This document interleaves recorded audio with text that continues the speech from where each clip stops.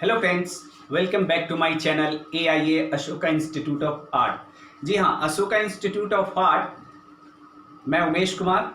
आज हम लोग सीखेंगे मधुबनी पेंटिंग। जी, मधुबनी पेंटिंग जिसे हम लोग मिथिला पेंटिंग भी कहते हैं, मिथिला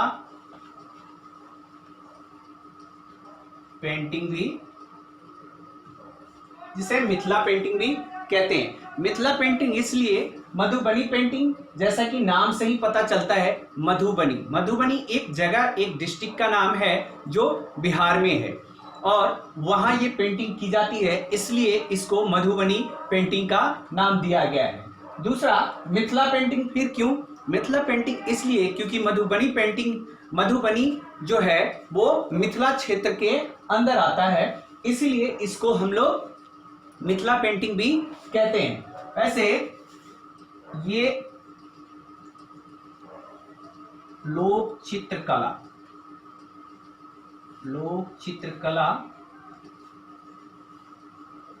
का विकसित नमूना है।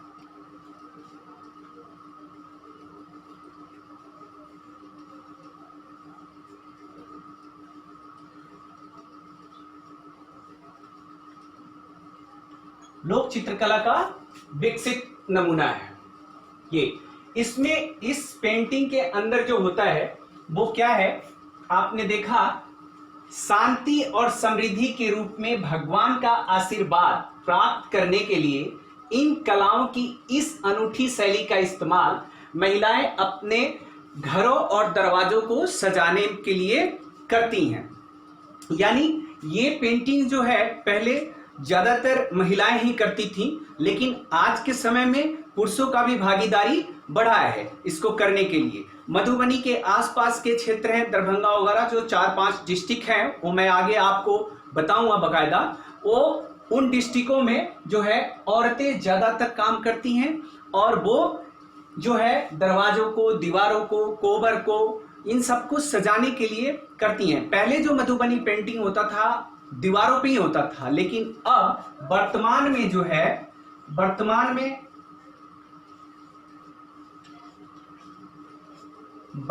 में कपड़े और कागज पे भी होता है। कपड़े, कागज, सूट, महिलाएं अपनी साड़ियों पे, चादर पे, इन पे भी कर रही हैं। लेकिन पहले जो कलर हम लोग इस्तेमाल करते थे वो कलर जो होते थे वो नेचुरल कलर यानी प्राकृतिक कलर होते थे, और जो आज के डेट में जो कलर यूज होता है, जो कपड़ों पे काम करते हैं, वो जो कलर होता है वो क्या है कि कृत्रिम कलर होते हैं, क्योंकि उस पे ये कलर ज्यादा दिन तक अस्थायी रूप से नहीं टिक सकते।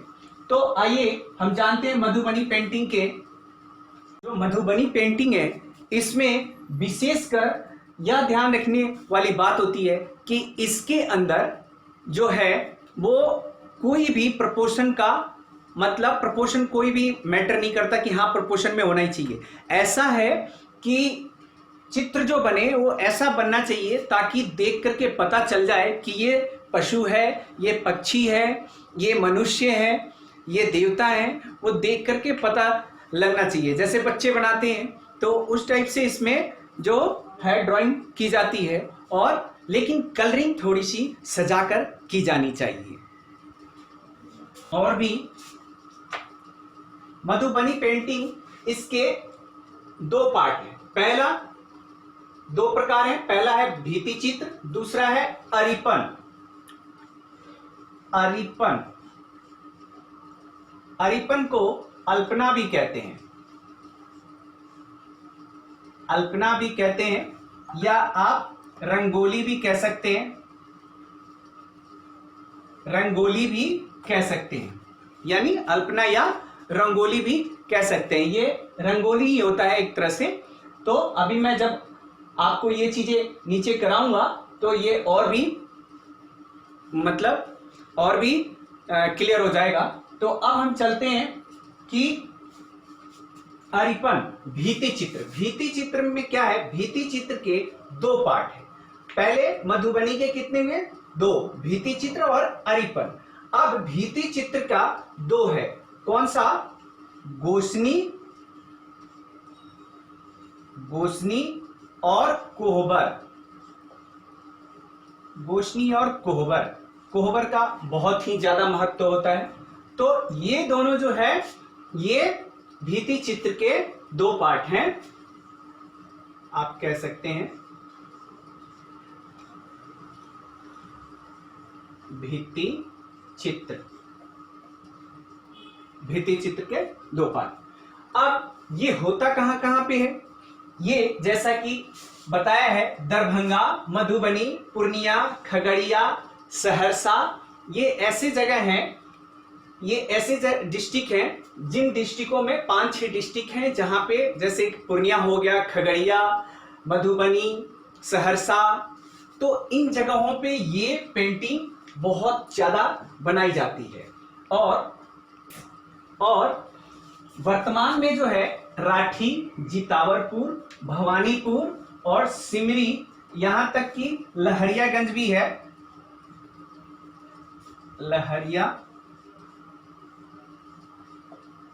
लहरियागंज भी लिख सकते हैं आप, जो इन जगहों पे क्या है आज के डेट में ये काम होता है। मतलब अगर आप बिहार में जाते हैं और आपको ज्यादा मात्रा में ये पेंटिंग चाहिए तो आप इन जगहों पे जा करके राठी, जितावरपुर, भवानीपुर, सिमरी, लहरियागंज जा करके आप ले सकते हैं। तो ये तो रहा आपका। अब आता है कि रंग, हम लोग गोशनी, कोहबर और अरिपन इन पे आगे काम करेंगे, लेकिन काम करने के लिए सबसे पहले हम रंगों को भी समझ लें। यह जो पेंटिंग है यह बहुत ही पुरानी पेंटिंग है। कहा जाता है इसके बारे में 2 स्टोरी मिलती है। एक है कौमुदी महोत्सव। कौमुदी महोत्सव जो है महाराज नंदा के टाइम में, यानी चंद्रगुप्त से पहले महाराज नंदा जो थे इस देश के सम्राट, उन्होंने इसको शुरू कराया, यानी उनके मगध के सजाने के लिए इस पेंटिंग को की जाती थी। यानी कि कौमुदी महोत्सव जो होता था उसके अंदर विदेशों से, हर देश से लोगों को बुलाया जाता था, और बुलाया जाता था तो जब वो लोग आते थे तो मगध को ऐसा सजाया जाता था, मीन्स जो मधुबनी है वो मगध के बहुत नजदीक है और उन्हीं क्षेत्रों में पाया है, इसीलिए वहां के कारीगरों को बुलाया जाता था और पूरे नगर को सजाया जाता था। दूसरा बात है कि मिथिला को सजाने के लिए जब राम की शादी हो रही थी तो मिथिला को पूरा मधुबनी से सजाया गया। आज के डेट में क्या है कि मधुबनी पेंटिंग से स्टेशन, रेलवे स्टेशन, दीवार, बस स्टैंड, यहां तक कि ट्रेनों पे भी पेंटिंग मधुबनी बनाई जा रही है। एटीएम कार्डों पे भी मधुबनी पेंटिंग बनाई जा रही है। तो आज हम चलते हैं, इस पे जो काम होता है वो कलर जो हम लोग यूज करते हैं, जो कलर हम लोग इस्तेमाल करते हैं वो कलर है हमारा, जो वो रंग है वो कच्चे रंग होते हैं। अब इन रंगों को प्रयोग किए जाने वाले रंग ज्यादातर जो है वो कहां से पाया जाता है, तो वनस्पतियों से प्राप्त किया जाता है। प्रयोग किए जाने वाले रंग ज्यादातर वनस्पतियों से प्राप्त किया जाता है। वनस्पतियों यानी कच्चे कलर होते हैं और प्राकृतिक कलर होते हैं। जैसे लाल रंग चुकंदर, पीपल की जड़ से और गाजर से। रंग जो गाजर से, ये इनसे जो है हम लोग लाल रंग प्राप्त करते हैं। यानी पीला रंग हल्दी, कटैया का फूल, गेंदा का फूल और तोरी से प्राप्त करते हैं। नीला रंग कचनार की छाल, अपराजिता के फूल, जामुन, इनसे हम लोग जो है वो नीला रंग प्राप्त करते हैं। अब सफेद रंग जो है वो चावल का चूर्ण, शंखा का चूर्ण और चूना से प्राप्त करते हैं। काला रंग जो है वो काजल और गोबर से प्राप्त करते हैं। अस्थायी रूप से टिकाने के लिए, ताकि ये कलर निकले नहीं, इसके लिए हम लोग गोंद, बकरी का दूध और तीसी का तेल मिक्स करते हैं उस कलर के अंदर, ताकि वो टिका रहे।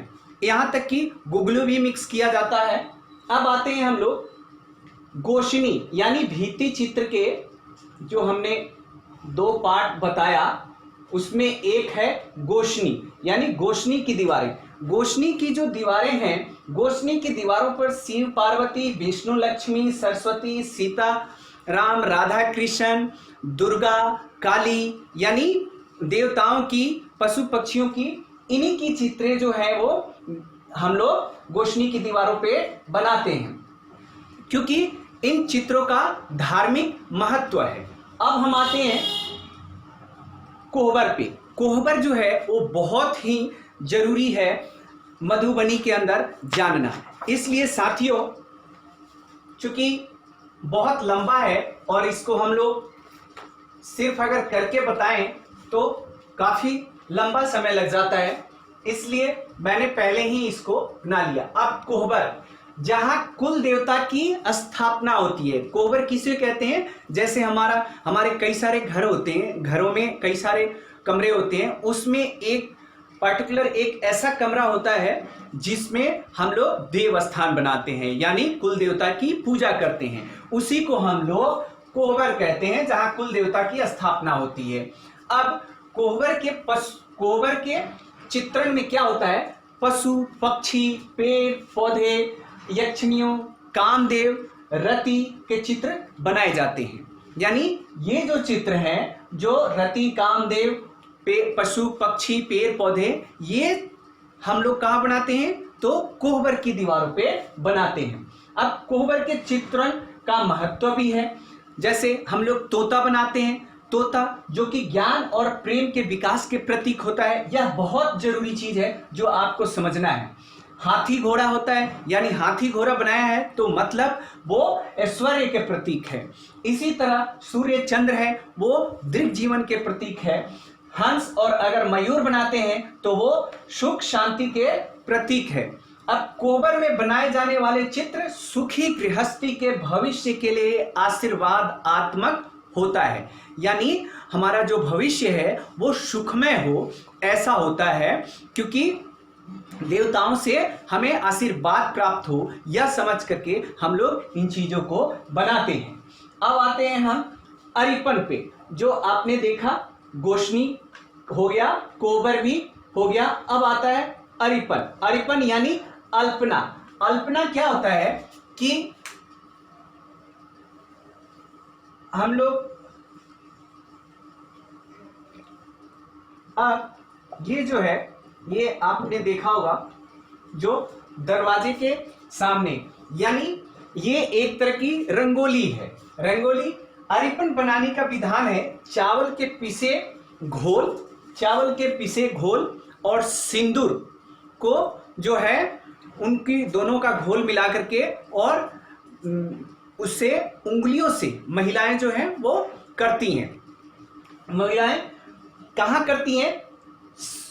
आंगन में, चौखट के सामने व चौखट के ऊपर या देवस्थान के पास में, जैसे कलश वगैरह जहां रखते हैं हम उसके नीचे भी करते हैं, ठीक है। या कोई ऐसा जगह जो पहले दिखता हो वहां भी हम लोग क्या करते हैं कि अल्पना बनाते हैं, यानी हम लोग रंगोली बनाते हैं। अब आते हैं, ये जो है वो प्राणी लोक, वनस्पति लोक के साथ साथ तंत्र मंत्र की आकृतियों के चित्रण भी बनाए जाते हैं, यानी इसके अंदर स्वास्तिक हो गया, तंत्र मंत्र की आकृतियों वाली चीजें हो गई, और भी बहुत सारी मतलब जो देवी देवताओं की हो गई, पशु पक्षियों की हो गई, उनकी आकृतियां हो गई, वो सब हम लोग इसके अंदर बनाते हैं, जो अल्पना है, क्योंकि हम लोग सजाने के लिए अल्पना बनाते हैं। अब हम लोग चलते हैं कि इसका जो महत्व है वो आजकल विदेशों में भी बहुत ही इसकी मांग बढ़ने लग गई है। आप लोग देखते जाएंगे विदेश में जो है फ्रांस के कला विशेषज्ञ वैक्स वैकुआद ने, ये जो नाम है ये बहुत ही जरूरी है, आप चाहें तो नोट करें। फ्रांस के कला विशेषज्ञ वैक्स वैकुआद ने एक बुक लिखी थी, वो बुक था द आर्ट ऑफ मिथिला। यानी कौन सी बुक लिखा था? The art of Mithila. ये क्वेश्चन में भी आ जाता है कि जो वैकवाद ने बुक लिखी थी उस बुक का नाम क्या है, तो आप लोग लिख सकते हैं द आर्ट ऑफ मिथिला। अब चलते हैं तोकामाची सिटी। तोकामाची सिटी जो कि जापान में है, तोकामाची सिटी जो जापान में है, उसमें भी वहां भी मिथिला के चित्रों का संग्रहालय बनाया गया है, यानी म्यूजियम वहां भी बनाया गया है, जिसके अंदर मिथिला पेंटिंग को, मिथिला कह लीजिए या मधुबनी पेंटिंग कह लीजिए, लगाया जाता है। अब आता है इनकी जो मांग है, वो मांग कहां कहां है? जापान में है, फ्रांस में है, जर्मनी में है, अमेरिका में है, रूस में है, और भी 2-3 देशों के अंदर है। लेकिन इन जगहों पे जापान, फ्रांस, जर्मनी, अमेरिका और रूस जैसे देशों के अंदर इसकी मांग बहुत ज्यादा है। अब ये तो रहा हम लोगों का जो विदेशों का योगदान रहा। अब आते हैं हम कुछ, क्योंकि कलाकारों के विषय में भी क्वेश्चंस में आ जाते हैं कि मधुबनी के किसी 2 कलाकार के नाम बताओ मधुबनी पेंटिंग के, या कोई ऐसा कलाकार जिसने पद्मश्री पाया हो। तो आप ले सकते हैं इधर से, कलाकार जो है वो जगदम्बा देवी, जगदम्बा देवी जिनको मिला था पद्मश्री 1975 यानी 1975 में। सीता देवी उनको मिला था 1981 में। उसके बाद आता है गंगा देवी, गंगा देवी जिनको मिला था 1984 में।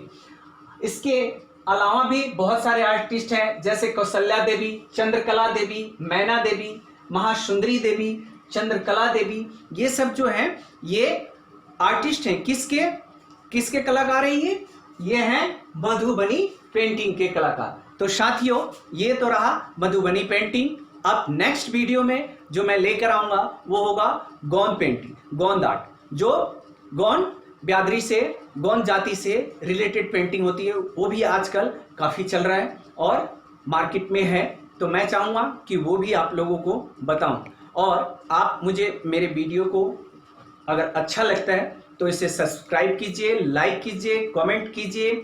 वो इसलिए ताकि आप आगे हमसे जुड़े रहें और मैं आगे भी आपके लिए आर्ट से रिलेटेड, आर्ट से संबंधित नए नए वीडियो लेकर के आते रहूंगा। आपको वीडियो देखने के लिए धन्यवाद। जय हिंद, जय भारत।